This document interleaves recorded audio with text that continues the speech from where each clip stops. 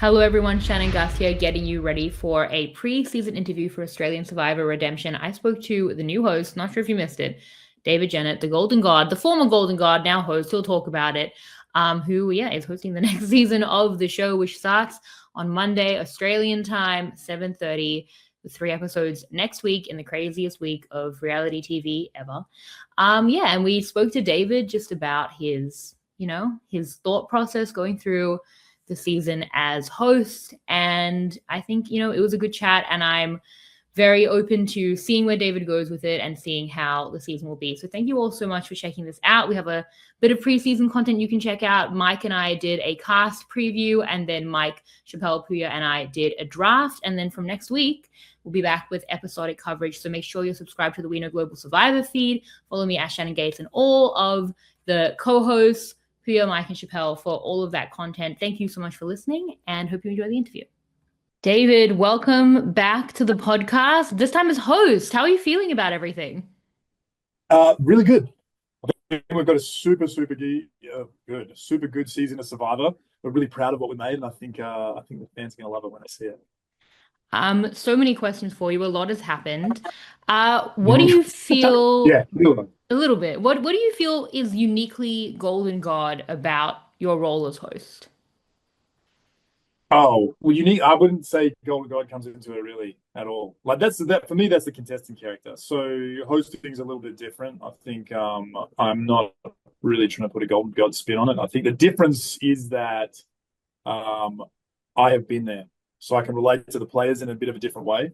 And I probably host tribal council a bit differently, just because I'm me. I'm not Jonathan. I'm not Jeff, and I'm coming a bit with more of a player's perspective. So I like to facilitate gameplay. I want them to play hard. I don't want to feel like they're playing against me. I want them to feel like, I'm there to help them get their games across the line. And I did a lot of stuff with like talking to past players beforehand just to get their perspectives on what they would like Oh. from a tribal council host and how to facilitate. Ethan gave me some pretty good advice. Boss Rob, Parv, we all were like talking about they would have loved from Jeff in those big moments. And I just took that on board and then did my thing. So yeah, because it's so interesting because your character as the Golden God, you're such a showman. You have to be like kind of the biggest, and you have been like the biggest character through Australian Survivor. So, and Yeah. then the host, as you said, it's kind of like more of that neutral role. So how did you kind of adjust to that like more neutral aspect?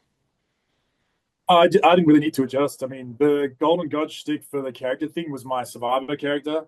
Um, I'm a trained theatre actor, Shannon. I did 5 years of theatre acting on screen and TV in New York. So for me, they're just completely different roles. So I just got to be a bit more myself. I'm probably like putting up a bit more of a mask because I don't want to give away anything to the contestants. And I just wanted to kind of like they're the ones playing the game. I've got nothing to do with it. I'm facilitating the game. So I'm facilitating it. I'm keeping them accountable for things they said. I'm like commentating challenges. It's just a completely different thing. It's like actors going from role to role to role. They're not always playing the same character. So for Survivor, I do a specific thing. For Dondi, I did a specific thing. For Celeb Apprentice, I did a specific thing. For the films I've done, I do a specific thing. And as the host of Survivor, it's a different thing. It's just hosting. Yeah, I love hearing that you reached out to players because I think that that is a unique point of difference that you have in coming to it from that player perspective as well. Is there anything from other hosts, whether it is JLP or Jeff or any of the like international hosts that you do take from a little bit? Well, I got to see John do it firsthand, and he's amazing. So I got to see how he did it. I spoke with Joe a lot, just in terms of like presence. Like Joe's got such great screen presence and has kind of mentored me a little bit through all this stuff and going into hosting. He's such a great actor as well, so it was good to have his perspective on things. But yeah, I've been in film and television for a while, and I had the way I kind of wanted to do it, the way I would like to have had our host when I was playing, and just did it like that. Yeah, there was obviously a lot of uh discussion around this news and around, the way that it happened and stuff. And I mean, I don't know if you're like above it in a way that I never have been. You probably are, but like obviously you're going out to film right in the middle of all of that. Did that like Yeah. affect you in any way, or how did you kind of react to that? not really. I mean, I had the news, I had known for a while, and so of course that was going to be a big change. It's going to be a big shift. And Jonathan's very loved, um, and that was always going to happen. So we knew the season had to be really, really good. Um, and I think that's what I put my attention into is just making sure we have the best season of Australian Survivor. So when you're focusing on that, and also like the work, it's such a heavy workload out there. Like we're doing like 6 to 11 um, most days, and everyone around that show, the team, is so focused on making a good show. And I know that it's not like for me. I never watched Survivor for Jonathan or Jeff. They're great hosts and they facilitate. But for me, I watch the show for the players. So for me, I was more concerned about the players being good. And once I realized, oh man, they're going for it, I didn't have to worry. And I fully trust, like, we have the best execs and fantastic director. Our DOP is like award winning. There's 500 people that work on this show, Shannon, that have made it what it is um, to date. And Jonathan's been a great part of that. But the people who are doing it, like, love, love, love Survivor. And we have the best team and it's like it was always going to be good, I think. And this season, just because the players are so good, we've crushed it. Yeah, well, I'd love to hear about, some of your approaches, as you said, something like tribal council. How do you approach something like that? Like, are you going to be very hands-on? Are you going to, like, how do you look at tribal council? So you're just gonna have to wait and see on Monday, 7:30 on 10. No, I mean not to tell you a bit too much about how the sausage is made, but when you have the overview of what's happening, because we're making a TV show, so those guys are living in this real reality, but we also need to make it for the audience. And sometimes like people want to play a real straight bat and not give you any info, which is not fun to watch at home. And I'm not like pressing them, but I'm wanting people to be accountable for their game and to play. Like I want the tribe, I want you to have tribal craft. I want you to be able to construct your narrative inside what we're doing in tribal council so that the person who gets voted out, that's a real thing that happens, man. Like someone just blew their chance at $500,000, their chance to be a big part of this franchise. Thousands of people would love to be in that seat. And for me, that's a big deal. Like I really hold that in high esteem.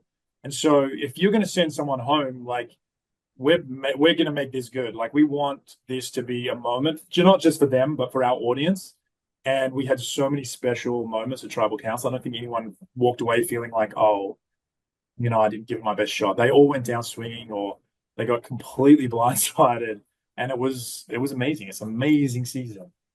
How did you feel that the players were kind of engaging with you in that way? Like they're coming into this transition, and we always wondered, like, well, what will happen if you are the host of people you played with maybe in the future, and then immediately Harry, Brooke, even Matt Rogers' brother are Yeah. contestants on the show, people you've all played with at various stages. So was there like an adjustment to that for any of them or any of the players?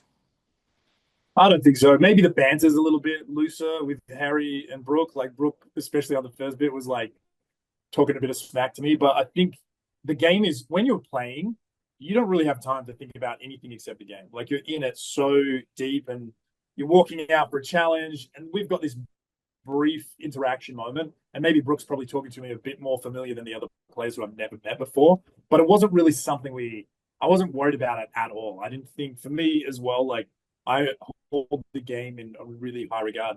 I won $500,000 playing this thing. Like the ethics of it have to be beyond reproach. And so my job as host is to keep that fully intact, like ethically intact. No advantage to anyone where it might seem like I'm trying to give favor or like be harder on someone. Like I want them to all have the exact same chance because that chance for me changed my life. Shannon, that sanctity of that game is so important to me. Like I really hold that above anything else. So for me, friendship, any of that stuff is put on the back burner when the game was front and center, and the game was front and center this season. What about stuff like the Matt chat and the challenges? I mean, I think like JLP and Jeff in their own ways. JLP with a lot of like the puns. Jeff can sometimes get into it with the players, like Jonathan getting mad at me. How much kind of personality did you want to inject into that kind of, it's more like a commentating role of something like a challenge and those more, like I guess less scripted elements as well. Yeah, I mean, I love the show is scripted for the host. For the host, everyone else is like reality, but the host is scripted. I know Jeff probably says he's like going off kilter, but we've got story teams. Like people are formed. This is a TV show. So I'm very good at ad libbing. Like I ad libbed countless seasons of reality TV. So those kind of things I could, like little fun bits and pieces or banter or whatever, like talking some smack. We did a few like ball references because we just didn't want to completely. That was such a fun thing that A Jonathan very was doing. big But part of the like show. a lot Yeah. of that stuff is already part of the show. I'm not going to Yeah. change that to make some ball references. But a lot of that, I'm reading a script before I step out on the mat. I'm not just making it up. And there's a certain structure, the way the show works and the way it goes. Where like there's all these people involved in it. There's a director, there's producers, there's executive, there's like story producers, camera guys. There's like they're doing their job and they're the best at their job. So all I had to do is like if there was little extra moments or I bounce the ball, I'm doing that. And it's just finding those things where it's like I can have fun with things, but the stuff we had to hit, I made sure I hit it how they want me to hit. Yeah, well, I mean, I'm not going to call it a new era, but this new phase of the show, I think with like AUV World being, such a landmark season, and then now with you as host, like it is something of a new chapter, maybe. Like, how do you as host, and I know that it's not really your jurisdiction, but like in your creative opinion, as someone who cares about the show, like what do you want or hope for or think Australian Survivor will be in what this chapter is? I think the gameplay is just getting better. And I think one of the advantages I've got as a player is like they can relate to me. They can actually trust me as the host because I've been there. And I'm not talking from a place of like, I have the authority in this game, but I've never played it. I have authority because I've done what you're trying to do. And I think that makes the players trust me. And I don't take that lightly. Like I want them to trust me because I want to make this amazing experience for them and incredible TV. And I think I had a real advantage in that. I could also kind of like Survivor gets really tough. Like you've interviewed enough people to know that like it can get pretty heavy out there, pretty dark. And for me saying, hey, it's day X and you guys can get through this, like just dig a little deeper, like give it, just like get there and you're so close to the end, that means something from an ex-player. And I think if you haven't had that perspective, you don't believe it, you know? And so I wanted to kind of give that element to them, and they were going so hard. And I also think they wanted to show up and play in front of me because I've been with the greatest players. Like I've seen it all. Like I've been a part of it. I've played. Like I got to do games with like Pav and Boston Royals, my friend, and like I think they just wanted to elevate to like really prove themselves and find that actual redemption. It was really cool. Yeah, and as the show goes forward, because you have such a reverence for the game, like what elements of it do you think, and again, it's not really your jurisdiction, but like as the facilitator and the host, like what kind of excites you the most about it? Is it like a gameplay thing? Is it a theater thing? Is it the physical aspect? It's Is it everything? about this season. And yeah, I mean, just in general, like what you love about what you think the Australian Survivor at its best will hopefully continue to be with you as the host. I think the level of gameplay will just keep elevating. Yeah. I like old school Survivor, so I love the challenges of it. I like people going hard. I like the big obstacles. I like the puzzles. I like the fact that you can win our game in all these different formats. But I love that it's actually so hard, Shannon, that you feel like you've accomplished something. Like all our winners from Australian Survivor overcame insane physical and mental challenge to be in that spot. So it really means something. And that's why the people hold the title in such high esteem. So $500,000 is great. But to really get there and overcome that is like a big, big deal. And that's what I love about Australian Survivor is that we keep all that physical element. We make it hard. They're really working their asses off and it's long. So like, it's just incredible what they can do. And my hope for the future of this game is that we keep that and we just hold to that sanctity of the game and we just let the contestants play inside our ecosystem and keep it going because it's just such a special game. And yeah, we're the best to do it. Australian Survivor is the best. Well, $500,000 is nice, but it's not $9 million. So for a lot of people, it's really, really nice. Probably the best it's ever going to be. A couple of weeks ago, something's happened. The Aussie dollar's like going crazy. I don't know what's happening. Oh, well, that's not good then, right? Hey. Yeah. Come on, finance minister. What's happening? But I was gonna ask, so I mean, I can't imagine like a crazy a year. I mean, I don't have like a good sense right now of like the actual dates, but like, so in my mind, like you win Dondi, the most money ever on network television, huge Mhm. thing, obviously. AUV World happens, and then you're like the host of Survivor. Um, Yeah. like my head explodes just thinking about that. Like like I don't know if I have a question, but I'm like, that's crazy. It was a pretty hectic 2025. We had finished Dondi and wrapped end of 24, Yeah. but it was airing in 25. So I was doing all that press, but keeping that secret, like vibrationally, my body was like humming for 6 months, knowing I had this money coming. And so it was just, yeah, it was bizarre. I was on this different level, and they do things so big in the States, and NBC was like running all this media. Joe Manganiello's talking to Jimmy Fallon about me. It was just, it was wild. And then what was entertainment news in the States? It was like actual front page news here. So then I'm on the cover of like the newspaper as like, oh, highest.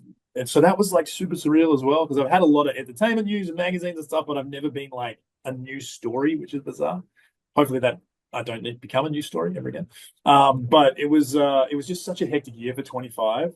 But like I'm got to live my dream, Shannon. I just Survivor has given me so much. Like Deal or No Deal Island doesn't happen if I don't play Survivor. And I was just so grateful for to be in this position. It's like unbelievable. I get to host the show. But yeah, I'm gonna have a good year this year too. So some really, really exciting stuff happening with the show. I can't wait for you guys to see it. I think you're really, really gonna like it.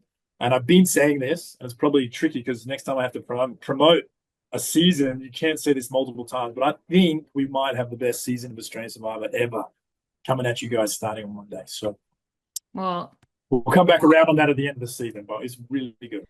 it's a high bar. I will hold you to that. It's a high bar. Yes. Some questions that we had about the season was the redemption theme, obviously bringing in newbies who need to be redeemed in some capacity. I feel like the redemption theme is great for you. I mean, you had redemption. You got voted out with an idol, you came back, you won. Like perfectly, actually, you did have that redemption story. What does the redemption theme mean to you in the context in which it's being presented here? Look, in the context of the show, like I love about Australian Survivor is the storytelling. Like we have some there's a real emotion when you watch our show. And I watch it to get these like I like watch it to laugh. I watch it to get sad. I watch it to feel like Luke Toki had a Kickstarter or whatever it was. The audience really connected and donated $650,000 to this dude. He's a reality TV person. Like people relate to this show on so many levels because it's so good, our storytelling. And I think the theme it just elevated people's games this season, but we've got some really good raw human stories in there and people who are looking for redemption in different ways, whether it's like personally they want to be redeemed for something they feel like maybe they fell short or redeem themselves in front of their friends and family or redeem themselves in front of our audience. We've got a couple other television stuntcast in there. So we got Kat from New Zealand Traders and Johnson, who's amazing from Big Brother. So there's just different reasons to be in there, but the word itself gives you something to kind of like cling onto, and when the show can get pretty heavy. I remember being cast as a champion, like that meant something to the people who were champions. Like we were going like, no, we were losing challenges, and like Andrew Eddinghausen's, this is crazy, we're champions, and like it's just like a little tool to like bond people together.